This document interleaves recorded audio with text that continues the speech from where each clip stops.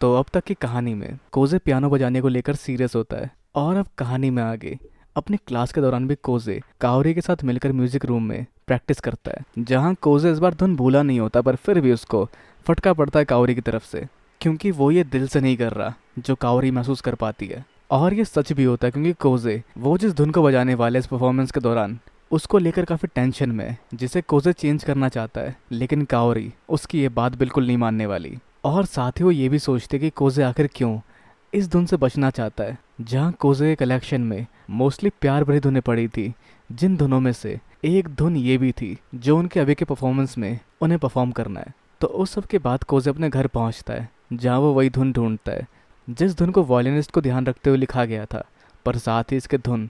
Pianist के लिए भी लिखे गए हैं। और जिस धुन को लिए पियानो पर बैठते हुए कोजे को सारी पुरानी बातें याद आती है, जैसे वो बचपन में पियानो के नीचे ही सो जाया करता था, जहाँ उसकी मॉम पियानो बजाते हुए उसको उठाती, और फिर उसकी मॉम बीमार पड़ गई और कंपटीशन में अच्छा ना करने पर उसकी मॉम ने उसको पीटा, जिस पर कोजे उनसे काफ़ी नाराज़ हुआ, और फिर उसकी मॉम मारी गई, जिस सब के बाद कोजे को दोबारा अपनी बजाय पियानो की धुनें कभी सुनाई नहीं दी। और शायद जब उसके साथ ये हुआ तब वो यही धुन बजा रहा था, क्योंकि ये धुन उसको अपनी मॉम की याद दिलाता है। जहाँ ये सब याद कर कोजे की आंखों में आंसू आ चुके होते हैं, जिस समय में सिरोको भी वहाँ पहुँचती है, जो कोजे को अपने साथ बाहर लेकर जाती है, क्योंकि ये समय फेस्टिवल का। और कोजे ना चाहते हुए भी उनके साथ निकल पड़ता है, और हिरोको से बात करते हुए वो अपनी मॉम की बात भी छेड़ देता है कि मॉम मुझसे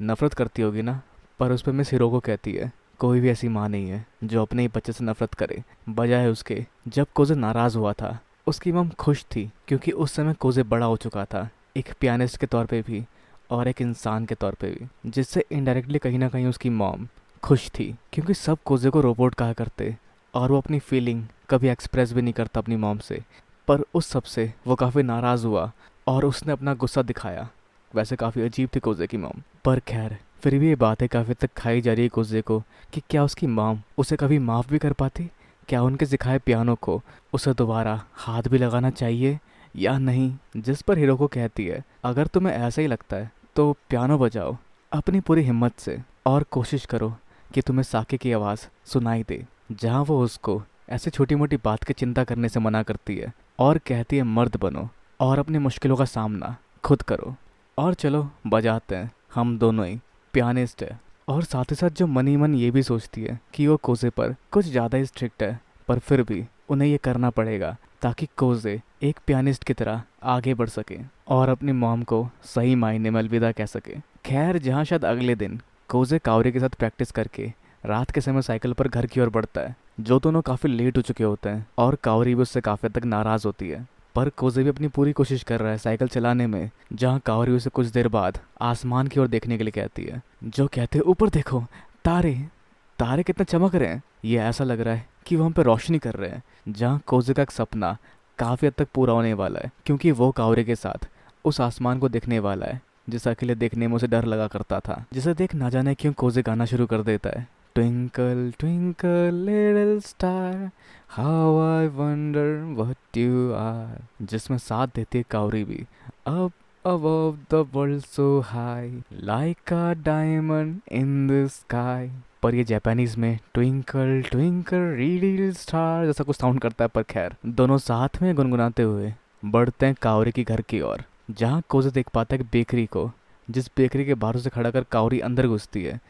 और उसके सामने एक शख्स अपनी आंखों में शक लिए खड़ा होता है और कहता है तुम्हें मेरी बेटी से क्या चाहिए। लेकिन तभी वो पहचान पाते हैं कि अरे ये तो आरिमा है, और साथ ही कावरी की मॉम भी बाहर आकर आरिमा को देख पाती है, जहाँ दोनों पकड़ लेते हैं आरिमा को और बहुत सारा डेजर्ट ला के रख देते हैं उसके सामने, जो कोजे तो क्या किसी के लिए भी इकट्ठा ख़त्म कर पाना काफ़ी मुश्किल हो सकता है। जो वैसे जानते हैं कि कोजे की लास्ट परफॉर्मेंस ख़राब हो गई थी, पर उसे वो हौसला देते हैं कि आगे वो और बेहतर करेगा। तो एक शानदार खातिरदारी के साथ कोजे वहाँ से अपने हाथ में कुछ और मिठाई लेकर निकलता है, जहाँ कावरी के मॉम डैड उसे कहते हैं कि वो आने वाले उसे गाला कॉन्सर्ट में उसे चेयर करने के लिए। और इस सब के साथ कोजे अपने घर की ओर बढ़ता है, जहाँ कावरी भी उसे आगे तक छोड़ने जाती है, जिस सब दौरान कावरी काफ़ी सारी बातें कहते हुए आगे बढ़ती है, और कोजे उसके पीछे पीछे चलता हुआ वो पल, वो मौसम और उस समय की हर एक बात अपने जहन में उतारता चला जाता है। और उस रात के बाद अगले दिन कावरी और कोजे साथ में रिहर्सल करते हैं, जहाँ दोनों के बीच में ही काफ़ी ज़्यादा गहमा गहमी देखने को मिलती है, जिस सबको उनके दोस्त भी खिड़की पर खड़े होकर देखते हैं। और कावरी को अचानक से पटाखे चलाने की याद आती है, जिस सब के बाद रात के समय वो सब स्विमिंग पूल के पास तरह तरह के पटाखे या फुलझड़ी लाकर जलाना शुरू करते हैं। और उन सब में से कावरी और कोजे से पूछती है, तुम लोग रिहर्सल कर रहे हो ना? तो हाई स्कूल के बाद तुमने क्या सोचा? क्या तुम दोनों म्यूजिकल कॉलेज की ओर जाओगे? जिस पर कावरी कुछ पल के लिए सोच में पड़ जाती है और फिर वो कहती है, मैंने उस सब के बारे में कुछ नहीं सोचा, मैं बस अभी के बारे में सोच रही हूँ, अभी के हमारे कॉन्सर्ट के बारे में सोच रही हूँ, जिस गाला कॉन्सर्ट में मुझे अपना बेहतरीन परफॉर्मेंस देना है। और उस पल के मज़े लेना शुरू कर देती है, जहाँ वातारी भी उसके साथ फुलझड़ी लाकर जलाना शुरू करता है और दोनों साथ में काफ़ी खुश लगते हैं। और कोजे ये सोचता हुआ बस उनकी तरफ देखता है, जिसे गुमसुम देख सुबह की उस पर एक वार करती है, जिससे वो और वातारी स्विमिंग पूल के अंदर गिर जाते हैं, जिसमें गिरता हुआ कोजे महसूस करता है कि उसे कुछ सुनाई नहीं दे रहा, वो बस कुछ सुन नहीं पा रहा। उस जगह सिर्फ अंधेरा है, जिसे अपने बचपन का वो एहसास दोबारा होता है जिस पल वो बस मदद मांग रहा था, क्योंकि ऐसा ही कुछ उस समय उसके सामने था। जिस फीलिंग से बाहर निकलने का तरीका हिरोको ने उसे बताया था, जो था तुम्हारे दिल के अंदर से एक आवाज़ निकलेगी, एक सुर निकलेगा जो पिछले सुरों से बेहतर होगा और तुम्हें काफ़ी हद तक बदल देगा, जैसा तुम्हारे साथ हुआ भी था, जहाँ तुम कोई धुन नहीं सुन पाए, जहाँ दिल की इसी गहराइयों ने तुम्हारे बजाय पियानो की धुनों में नए जज्बात भर दिए थे। तो बस अपनी आंखें बंद करो, अपने कान बंद करो और बस महसूस करो जो तुम बजाना चाह रहे हो, और तुम उसमें कामयाब हुए हो। तुम अपने अंदर की एबिलिटी से अपने खुद के अंदर के सुरों को बाहर ला पाते हो। और कहीं ना कहीं यही हुनर है जो साकी यानी उसकी मॉम ने कोजे के अंदर छोड़ी है, जिसके बाद वो कावरी की बातें याद करता है और आंखें खोलता है, जहाँ उसे रोशनी दिखाई देती है और पानी के अंदर ही हाथ फेरना शुरू करता है जैसे वो पियानो बजा रहा हो, जिसके बाद उसे होश आता है क्योंकि वो पानी के अंदर डूब गया था। जहाँ कोजे के उठते हुए बहुत तेज सर टकराता है उसका वातारी से, जिससे ऐसा देख सुबह की रोना शुरू कर देती है कि तुम इतने से पानी में कैसे डूब सकते हो? अगर तुम्हें कुछ हो जाता तो सब मेरा नाम लगाते।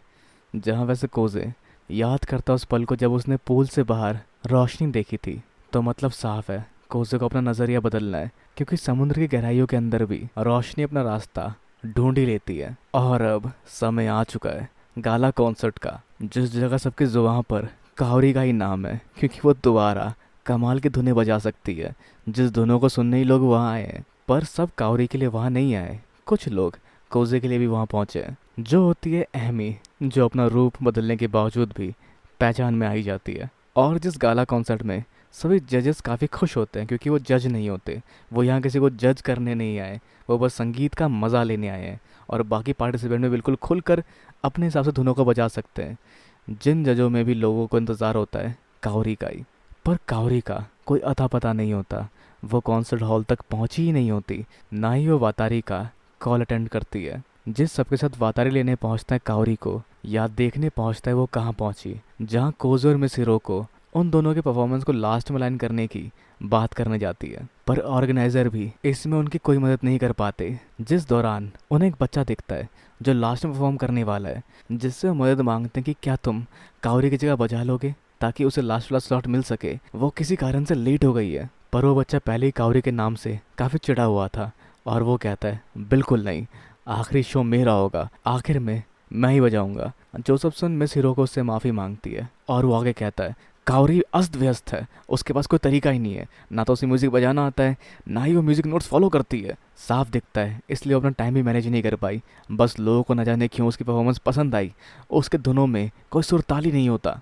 जिस पर मिस हिरोको से नाराज़ होती है। पर कोजे ने चुप करवा देता है और कहता है माफ़ करना तुम्हारा समय ख़राब करने के लिए, लेकिन आज के शो के सितारे हम दोनों ही बनेंगे। और वहीं दूसरी तरफ स्टेज पर उन दोनों की बारी आ चुकी होती है, दोनों में से कोई भी नहीं पहुंचता। पर कुछ देर बाद कोजे अकेला बढ़ता है पियानो की ओर। तो क्या कोजे अकेला ही इस परफॉर्मेंस को अंजाम देने वाला है? क्या कमाल का देखने को मिलेगा हमें अगली परफॉर्मेंस में? क्या इस दौरान कावरी भी वहां पहुंच पाएगी? जानने के लिए जुड़े रहिए। तब तक के लिए मिलते हैं अगली वीडियो में। Sayonara and have a nice day.